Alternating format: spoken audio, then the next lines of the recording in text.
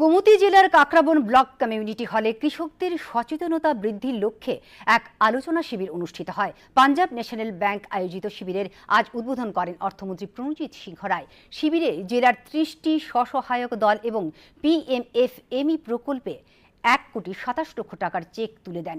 ৩০৫ জন কৃষকের ঋণ অনুমোদন এবং ৫২ জনের ঋণের প্রস্তাব গৃহীত হয়। শিবিরে অন্যদের মধ্যে ছিলেন বিধায়ক অভিষেক দেবরায় ও জিতেন্দ্র মজুমদার, জেলা সভাধিপতি Debal Debroy, RBI general manager Surendra Nidar প্রমুখ। অর্থমন্ত্রী বলেন, প্রধানমন্ত্রী নরেন্দ্র মোদী ২০৪৭ সালের মধ্যে বিকশিত ভারত গড়ার যে ম্যাপ তৈরি করেছেন, সেই লক্ষ্যকে সামনে নিয়ে মুখ্যমন্ত্রী মানিক সাহা সেই লক্ষ্যেই কাজ করছেন। Example, it is not final figure. Example ১ লক্ষ লোককে দেবে। তো প্রধানমন্ত্রী অফিস থেকে জানতে চেষ্টা করে তুমি ১ লক্ষ লোকের মধ্যে কত লোককে তুমি দিতে পেরেছো।